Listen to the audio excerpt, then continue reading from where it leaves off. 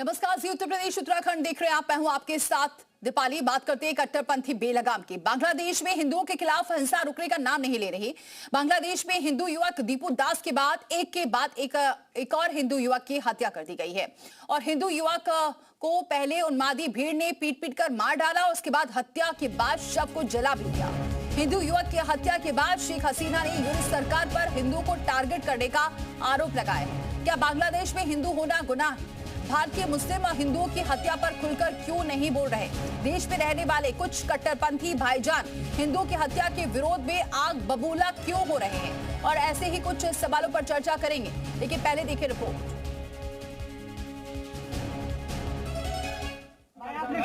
पहले दीपू चंद्र नाम के हिंदू युवक की मॉब लिंचिंग हुई और अब अमृत मंडल नाम के हिंदू युवक की मॉब लिंचिंग। करीब एक हफ्ते के भीतर ही बांग्लादेश में भीड़ ने 2 हिंदू युवकों को पीट पीट कर मार दिया। बांग्लादेश के राजबाड़ी जिले के होसेनडांगा गांव में 29 साल के अमृत मंडल को भीड़ ने बुरी तरह से पीट पीट कर मार दिया। बांग्लादेश की पुलिस के मुताबिक अमृत मंडल पर रात में भीड़ ने हमला किया। पुलिस के मुताबिक अमृत मंडल पर जबरन वसूली के आरोप थे।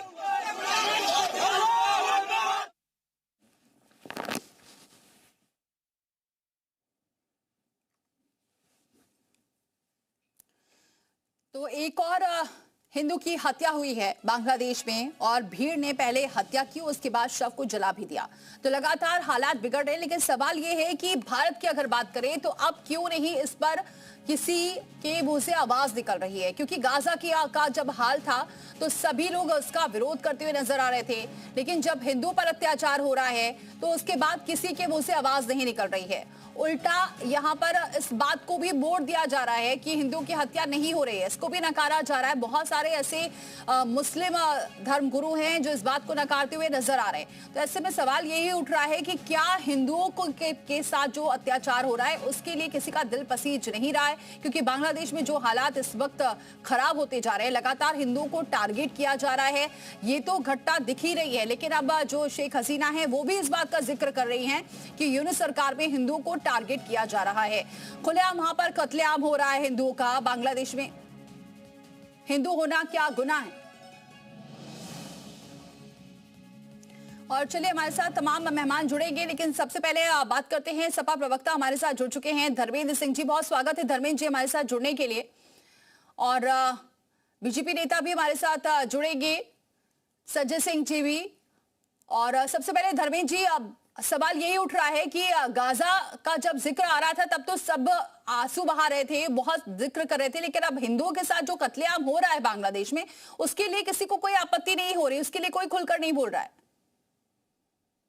नहीं, देखिए, केवल बांग्लादेश ही नहीं, बांग्लादेश हो, गाजा हो, मणिपुर हो, हाथरस हो, जहां भी मानवता शर्मसार होती है, निर्दोषों की हत्याएं होती है, बच्चे मारे जाते हैं, निर्दोष नागरिक मारे जाते हैं, उनके साथ उनका ब्रूटली कत्ल होता है, उन सब की हम निंदा करते हैं और उन सब के खिलाफ पूरे मानवता को एकजुट होना चाहिए।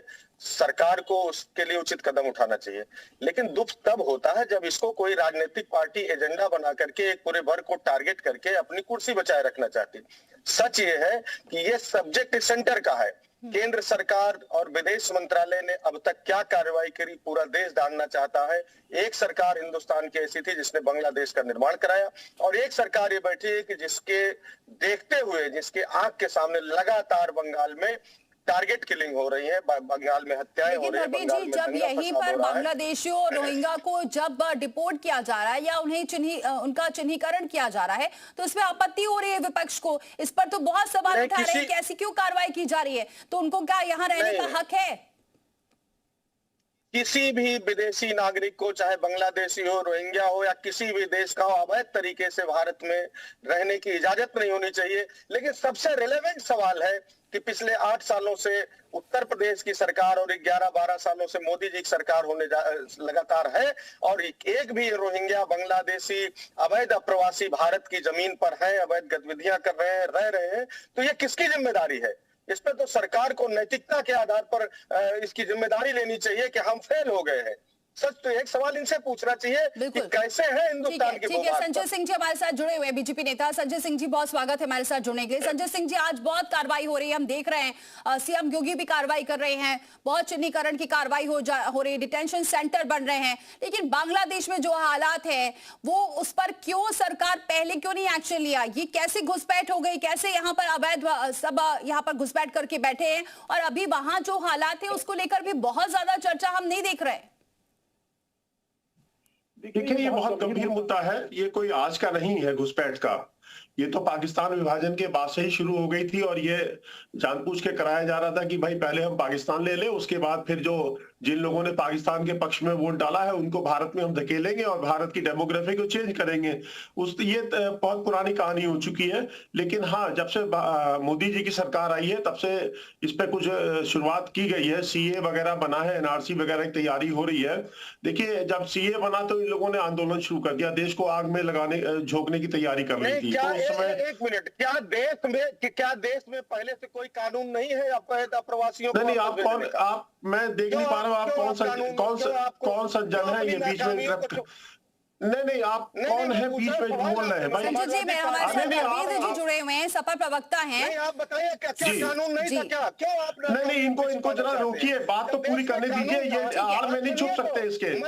नहीं, आप आड़ में नहीं छुप सकते। देखिए, धर्मेंद्र जी, एक सेकंड, जरा जवाब भी लेते, फिर आपके सवालों का जवाब भी लेंगे। ठीक है धर्मेंद्र जी, बोलने दीजिए ये जरा। नीतीश है क्या? ये नीतीश है क्या? नीतीश जो बोलने नहीं दे रहा है, नहीं, इसको जरा चुप कराइए, इनको चुप कराइए जरा, नीतीश जी को। नहीं, आपके सवाल पूरा देश जानता है, उत्तर प्रदेश की जनता जानती है। सुन लीजिए। अरे भाई, इनको क्यों बैठा रखा है? सवाल के जवाब दे पाएंगे? धर्मेंद्र जी, एक सेकंड, धर्मेंद्र जी, ये जानबूझ के, देखिए, ये जानबूझ के कर रहे हैं बदमाशी, इनको ठीक है धर्मेंद्र जी, अब ठीक है संजय जी बोलिए। जी, देखिए, ये जानबूझ के। धर्मेंद्र जी, आऊंगी मैं आपके पास, संजय जी को जवाब देने दीजिए। हाँ संजय जी बोलिए।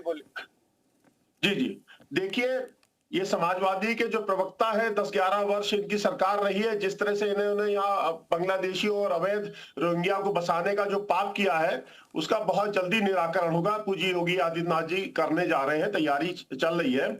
और मैं जो आप कह रही हैं कि बांग्लादेश में जो घटना होती है उस पर क्यों नहीं बोलते, और गाजा में जो होता है उस पर बोलते हैं, मैं देखिए उसका जवाब देना चाहता हूं।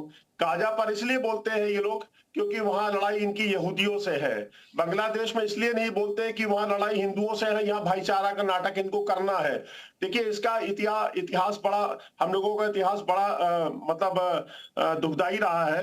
3 जून 1948 को लखनऊ में तत्कालीन गृह मंत्री सरदार पटेल जी ने अपने भाषण में, जो राष्ट्रवादी मुसलमानों ने एक आयोजन किया था जिसमें 70,000 मुसलमान थे, उसमें उन्होंने कहा था कि भाई पाकिस्तान ने कश्मीर पर आक्रमण कर रखा है, और अभी आपने दिसंबर में एक बड़ा आयोजन किया था, आपने एक शब्द क्यों नहीं बोला? संजय जी, आपकी बात ठीक है, लेकिन अभी फिलहाल जो अभी सिचुएशन चल रही है इस पर बीजेपी का क्या स्टैंड रहने वाला है? जो हालात वहां पर हो रहे हैं हिंदुओं के, क्योंकि बहुत सारे लोग इसका विरोध ये कर रहे हैं, कड़ी कार्रवाई की मांग कर रहे हैं, ये जवाब मांगना चाह रहे हैं कि वहां जो हिंदू हैं उनके जो हालात हो रहे हैं उसके लिए हमारी सरकार क्या स्टैंड करेगी, क्या स्टैंड है उसका?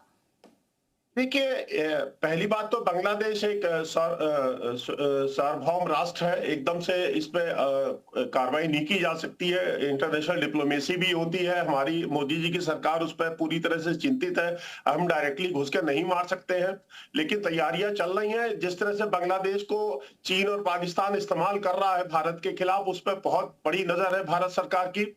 और फिर कोई ये बहुत आसान काम नहीं होता किसी राष्ट्र के अंदर घुस के उस पर आक्रमण करना, तो उसकी तैयारियां भारत पूरी चिंता कर रहा है, और जल्दी ही कुछ ना कुछ परिणाम आएंगे। और इंटरनेशनल डिप्लोमेसी भी चलती है कि भाई दुनिया में उस पर दबाव बनाया जाए, बांग्लादेश पे बाज आए। संजय जी, लौट के आपके पास, धर्मेंद्र जी मैं आऊंगी आपके पास जरा, हमारे साथ क्योंकि विद्यानंद जी महाराज भी जुड़ चुके हैं, हिंदू धर्मगुरु हैं। बहुत स्वागत है विद्यानंद जी महाराज जी हमारे साथ जुड़ने के लिए। विद्यानंद जी महाराज जी, ये देखने को मिल रहा है कि बहुत सारे मुस्लिम धर्मगुरु हैं, वो अभी भी ये नहीं मान रहे हैं कि वहां हिंदुओं के साथ क्या व्यवहार हो रहा है, कत्लेआम हो रहा है, और फिर भी वो इस बात को मानने के लिए तैयार नहीं है। टारगेट किया जा रहा है हिंदुओं को बांग्लादेश में।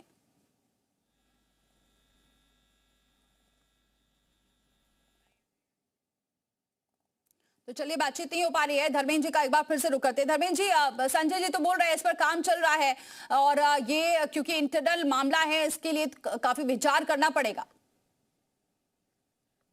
देखिए, दो तीन बड़ी महत्वपूर्ण बात है। एक तो संजय जी बोल रहे थे कि जो है योगी जी कार्रवाई कर रहे हैं, तो क्या बांग्लादेश जो है राज्य का मैटर है क्या? सार्वभौमिक राष्ट्र बता रहे हैं, इतना डरे हुए नजर आ रहे हैं और कह रहे योगी जी कार्रवाई कर रहे हैं। इसका मतलब या तो योगी जी जो उनके नवरत्न बताते हैं कि आप देश के प्रधानमंत्री हैं, हो गए हैं क्या? देश के विदेश मंत्री हैं, प्रधानमंत्री हैं। दूसरी बात, एक बार भी इन्होंने नहीं बताया देश के प्रधानमंत्री जी, देश के विदेश मंत्री जी का कोई बयान बांग्लादेश को धमकाने वाला ही आया हो कि अगर इस तरह करोगे तो ठीक नहीं होगा। और ये खुद मान रहे हैं कि कितनी कमजोर सरकार है कि इसके पहले इसी देश की सरकार ने पाकिस्तान के अंदर घुस करके बांग्लादेश का निर्माण कराया था, उससे दो टुकड़े कर दिए थे उस समय की गतिविधियों को देखते हुए। कितनी बहादुर सरकार थी। आज ये निंदा करने में डर रहे हैं, उसका नाम लेने बांग्लादेश का डर रहे हैं। ये डरी हुई सरकार की स्थिति है, उसके बाद ही बात घुमा रहे हैं। हाँ, बांग्लादेश का नाम न प्रधानमंत्री जी लेंगे, न विदेश मंत्री जी लेंगे, न गृह मंत्री जी लेंगे, लेकिन वोट के लिए अरे आप उतरो सड़क पे, किसने रोका है? आप उतरिए, आपकी हिम्मत हो उतरिए सड़क पे, किसने रोका है? अरे आप सरकार छोड़ दो ना, आप इस्तीफा दो। आप उतरो, हिम्मत हो तो वकालत हो तो उतरो सड़क पे। वहां के खिलाफ मुसलमानों की हम जानते हैं, तुम लोग नहीं उतर सकते हो, तुम नहीं उतर सकते हो। क्यों छुपाना चाह रहे हो? ये ड्रामा मत करो, उतरो सड़क पे, पूछना बंद करो। उतरो, हैसियत हो तो उतरो। आपके अंदर तो कार्रवाई करके दिखाओ, या प्रधानमंत्री मोदी। अरे उतरो तो भाई, पहले उतर के दिखाओ, हैसियत हो तुम लोगों की। उतरो सड़क पे जरा, बोलो हिंदुओं के पक्ष में वहां। ये टीवी चैनल में बैठ के डिबेट करने से नहीं होगा। क्या हो रही है? टारगेट किलिंग हो रही है। ये तो मोदी टारगेट बोलो ना, उतरो सड़क पे। क्यों नहीं उतरते हो? क्यों डरते हो? इस तरह की घटना क्यों डरते हो मुसलमानों से कि नाराज हो जाएंगे अगर हिंदुओं के पक्ष में बोलेंगे? क्यों नहीं बोलते हो? अपने रिश्तेदारों से, तुम्हारी रिश्तेदारी है बांग्लादेश से, इसलिए डर रहे हो। लेकिन धर्मेंद्र जी, मेरा सवाल आपसे भी है, जो पहले था, वो तुम्हारे भाईजान है, वो तुम्हारे भाईजान है धर्मेंद्र सिंह, हमारे नहीं है। धर्मेंद्र जी, मेरा सवाल यही है कि आप अवैध जो पहले घुसपैठ हुई है, जो घुसपैठ है उस पर तो आप सवाल उठा रहे हैं, लेकिन अब जो कार्रवाई हो रही है उस पर भी तो आपको दिक्कत है। कोई भी कार्रवाई करती है योगी सरकार, आपको दिक्कत हो जाती है। अब बांग्लादेशियों को अगर हटाया जा रहा है, डिटेंशन सेंटर भेजा जा रहा है, इसमें भी तो आपत्ति हो रही है आपको। बौखलाए में है, ये बौखलाए में है योगी जी से। बड़ी विनम्रता से अरे बड़ी विनम्रता से पूछता हूं कि अब तक उत्तर प्रदेश के अंदर कितने अवैध बांग्लादेशी रोहिंग्या चिन्हित किए गए, कितने डिपोर्ट किए गए, कितने अवैध डिटेंशन सेंटरों में है? बता दे सिंपल से। मैं जवाब देता हूं। संजय जी जवाब दे रहे हैं धर्मेंद्र। एलोकेट हुआ कार्रवाई के लिए। संजय जी के पास है। हाँ बोलिए संजय भाई। धर्मेंद्र सिंह, आप प्रवक्ता हो ना, 11 साल आपकी सरकार रही है, आपके पास आंकड़े होंगे। उत्तर प्रदेश में जितना आप लोगों ने बसाया है, सबके आंकड़े आपके पास है। किन किन को आधार कार्ड बनाया, किन को राशन कार्ड बनाया, आंकड़े दो और वहां खड़े हो। अब बताओ योगी जी की सरकार को, देखिए यार रोहिंग्या बांग्लादेशी है, पकड़ो इनको। हैसियत है तुम लोगों की? अरे तुम लोगों ने बसाया, बताओ ये कहाँ है, जाके खड़े हो और बताओ पुलिस को कि ये बांग्लादेशी रोहिंग्या पकड़ो, तब तो बात बनेगी। लफाजी करने से कुछ काम नहीं होने वाला है। कार्रवाई कितने लोग पकड़ा है, कितने? अरे तो आओ ना, आओ बताओ कितने बसाए हैं तुम लोगों ने, कितने? आपके पास लौटती हो जरा, मेरे साथ अभी जुड़े हुए हैं विद्यानंद जी महाराज जी, हिंदू धर्म गुरु हैं। विद्यानंद जी महाराज जी, इसको लेकर आप क्या कहेंगे? बांग्लादेश में जो हालात हो रहे हैं, हिंदुओं को टारगेट किया जा रहा है, लेकिन कई मुस्लिम जो धर्मगुरु है वो अभी भी इसको नहीं मानने के लिए तैयार हैं। वो ये नहीं कह रहे हैं कि हिंदू मुस्लिमों को हिंदुओं को टारगेट किया जा रहा है वहां पर। जी, निश्चित रूप से बड़े ही गंभीरतापूर्वक, और यह मैं बड़ी सावधानी के साथ में आपके चैनल के माध्यम से मैं देश बताना चाहता हूं, अंतर्राष्ट्रीय स्तर पर इस बात को मैं रखना चाहता हूं कि कहां गए टुकड़े टुकड़े करने वाले वो गैंग वाली बड़ी सी लॉबी, कहां गए मुस्लिम धर्मगुरु, कहां गए ओवैसी साहब, और कहां गया इंटरनेशनल ह्यूमन राइट्स कमीशन? इस पर दुनिया चुप क्यों है? क्योंकि वो एक हिंदू है, वो मारा जा रहा है, और इतना बड़ा इतिहास में कभी ऐसा कुकृत्य, अमानवीय और इस प्रकार से अपराध को हम सबने कभी देखा नहीं और ना ही कभी पढ़ा। दुनिया देख रही है उस चीज को सोशल मीडिया प्लेटफॉर्म के माध्यम से। अभी दीपू चंद्र दास की हत्या हुई, उसके बाद पुनः फिर घटना घटी है, फिर एक अमृत नामक एक हिंदू की हत्या कर दी गई है। मैं भारत सरकार से यह निवेदन करूंगा कि भारत और बांग्लादेश की सीमा को खोल दिया जाए और बांग्लादेश से सारे हिंदुओं को ला करके और भारत में उन्हें जगह दिया जाए। ये लोग क्या बात करेंगे? ये लोग ऐसे बात नहीं करने वाले। कहां गई वो लोकतांत्रिक पार्टियां जो बड़ी बड़ी बहकी बहकी बातें किया करते थे? ना कोई आवाज उठाने वाला है और ना ही कुछ इस विषय पर कोई बोलने वाला नहीं है। ये लोग क्या बात करेंगे? जो राजनीतिक रोटियां फेंकते हैं, ये क्या बात करेंगे? अरे सनातन ने सदैव जीवों पर, प्राणियों पर दया अपना न्यौछावर किया है, जो सदैव विश्व बंधुत्व की, मंगल की कामना करता है कि विश्व का कल्याण हो, विश्व का कल्याण हो, जीवों पर दया करो। हम लोग वो हैं। ये लोग क्या बात करेंगे? इस पर मौन क्यों है? कहाँ गए वो मदनी साहब? कहाँ गया मुस्लिम ला? ठीक है विनयानंद जी, धर्मेंद्र जी कुछ कहना चाह रहे हैं। मैं जवाब देना चाहता हूँ इस बात पर। जरा मुझे 2 मिनट का समय दीजिए, मैं कुछ बोलना चाहता हूँ। हाँ बोलिए धर्मेंद्र जी, सुन रहे हैं जी। हाँ, स्वामी जी से बड़े अदब से पूछना चाहता हूँ कि कम से कम एक बार नरेंद्र मोदी जी से और जयशंकर जी सवाल कर लेते, वो बोलते पूरी दुनिया बोलती, दुनिया में सबसे ज्यादा सुने जाने वाले प्रधानमंत्री आप बताते हैं। अरे संजय जी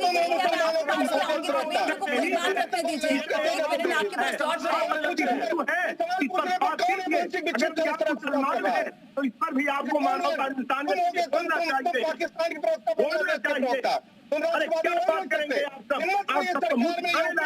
और केंद्र में भाजपा सरकार है, कितने लोगों को पकड़ा, कितने डिपोर्ट किया, क्या बोलते हो? बात करने शर्म नहीं आती आपको? शर्म नहीं आती आपको? इतनी हिम्मत नहीं है कि बोल सको। हिंदू मारा जा रहा है, एक बार भी नहीं बात करते। कितना प्रतिबंध लगाया उन्होंने, ये पूछिए एक बात का और जवाब दीजिए। ठीक है विनयानंद जी, वहाँ आपका मौन है। ठीक है विनयानंद जी, एक सेकंड।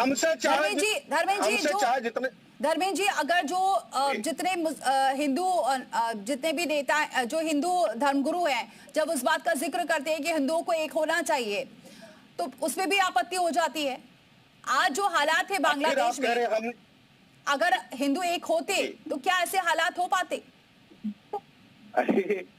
अच्छा, अब देखिए सवाल ये है कि बांग्लादेश का मैटर है। बांग्लादेश, आप सुन लीजिए महाराज जी, बड़े विनम्रता से हम कह रहे हैं, इसको तथ्य को सुनिए, जवाब दीजिए। हम कुछ उसमें गलत नहीं कह रहे हैं। हम कह रहे हैं बांग्लादेश के अंदर अल्पसंख्यकों के ऊपर अत्याचार अनाचार हो रहा है, तो देश की सरकार को बांग्लादेश पर कार्रवाई करनी चाहिए, नहीं करनी चाहिए, उस पर प्रतिबंध लगाने चाहिए। आप क्या बोल रहे हो? तुम सरकार में तुम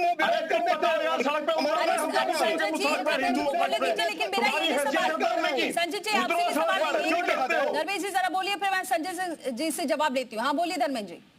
संजय जी से पूछिए कि भारत सरकार क्या कर रही, क्यों सो रही है, कितना प्रतिबंध अब तक बांग्लादेश में लगाई, क्या कार्रवाई की, नंबर 1। नंबर 2, अगर योगी जी बोल रहे हैं तो क्या ये योगी जी देश का मैटर है कि राज्य का मैटर है? ठीक है, ये बात आपने पहले पूछी थी। संजय जी एक सवाल है, क्या विरोध करना ही पड़ेगा? क्या विरोध करेंगे तभी एक्शन होगा? क्या ये कार्रवाई करेंगे? आप तो सीधे विरोध पर उतर आ रहे हैं। ये तो अपनी सारे हिंदू क्या किसी की पार्टी में बटे हुए हैं क्या? विरोध करने पर होगा? हिंदुओं को इन लोगों ने बांट रखा है, जय भीम जय भीम और जय भीम जय भीम। अरे उनका छोड़िए, अभी आप अपनी सरकार, हमारी सरकार स्टैंड लेगी ना सर। अरे बात तो सुनिए ना हमारी, अरे बात तो पूरी करने दीजिए। हाँ बोलिए। बात तो पूरी। जी जी, ये देखिए जो मौलानाओं के प्रवक्ता बैठे हैं, इनसे मैं एक अनुरोध करना चाहता हूं कि आप कब सड़क पे उतरने वाले हो हिंदुओं के पक्ष में, ये बताओ मुझे। कब आप मुसलमानों के, बांग्लादेश के मुसलमानों के खिलाफ बोलोगे? मौलाना पार्टी के प्रवक्ता कब बताएंगे? मौलाना पार्टी के प्रवक्ता कब बताएंगे? आप सरकार को घेरो मत, समझे? आप अपने मन की बात बताओ। आप कब सड़कों पे, मौलाना पार्टी के प्रवक्ता, आपके दल के लोग कब सड़कों पे उतरेंगे कि हम जो बांग्लादेश में दलितों पर अत्याचार हो रहा है उसका विरोध कर रहे हैं? कब उतरोगे सड़क पे? या टीवी चैनल में बैठ के चिल्लाओगे? बांग्लादेश के प्रवक्ता हिंदू नहीं हो क्या तुम? धर्मेंद्र क्या तुम हिंदू नहीं हो? तुम हिंदू नहीं हो धर्मेंद्र क्या? तुम्हें दर्द नहीं होता हिंदू पर? हिंदू हो जाओगे तुम? क्यों नहीं बोल पाते? और फिर बांग्लादेशियों रोहिंग्या की लिस्ट ला के दो जो तुम लोगों ने बसाए हैं, जिनके आधार कार्ड बनवाए हैं, जिनको राशन कार्ड, झुकी झोपड़ियां दी है। आप लोग ने जवाब दे दिया। विनयानंद जी हाँ बोलिए।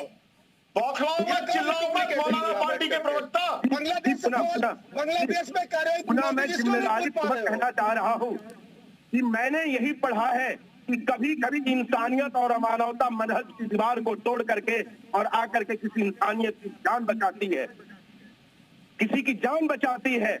लेकिन विषय सरकार का नहीं है। हम किसी पार्टी और किसी दल वाले नहीं हैं, हम तुलसी दल वाले हैं।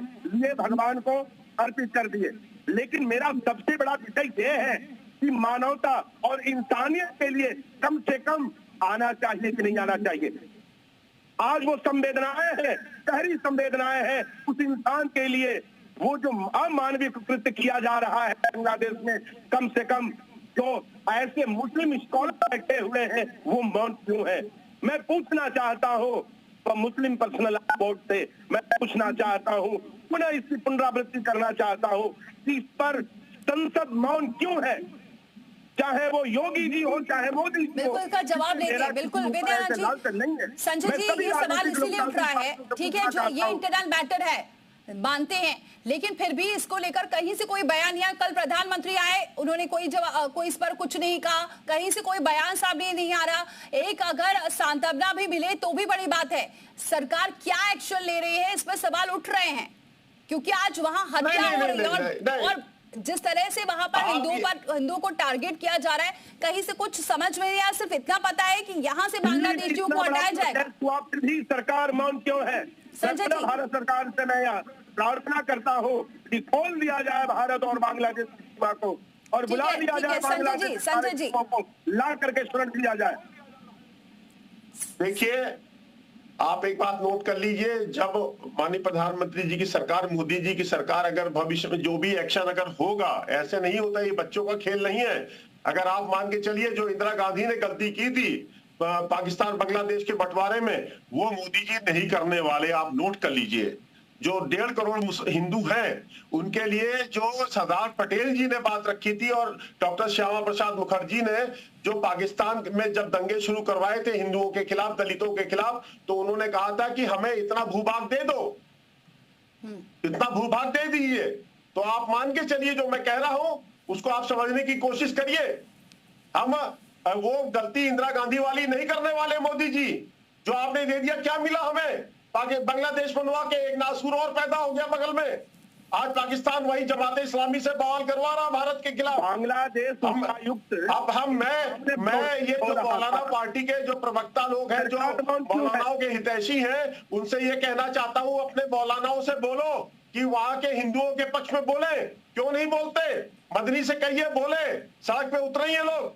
ऐसे काम नहीं चलेगा। देखिए, मैं सवाल कहना चाहता हूँ, भाई ये पाकिस्तान जब आतंकवाद भारत में करवाता है तब ये लोग चुप रहते हैं। मुर्शिदाबाद में दो तरह की लिंचिंग हो गई तो ये चुप रहे, तो ये काम नहीं चलने वाला है। अब हिंदू जाग गया है, सवाल पूछेगा हिंदू, सवाल ये कहें कि कार्रवाई करने सवाल पूछेगा हिंदू, सवाल पूछेगा कि सपा वाले कब सड़कों पर उतरेंगे, उच्चायुक्त को बुला करके धमकी दिया। सपा वाले सड़क पर कब उतरेंगे हिंदुओं के पक्ष में? सपा वाले कब उतरेंगे सड़क पर? इसका जवाब दो मुझे।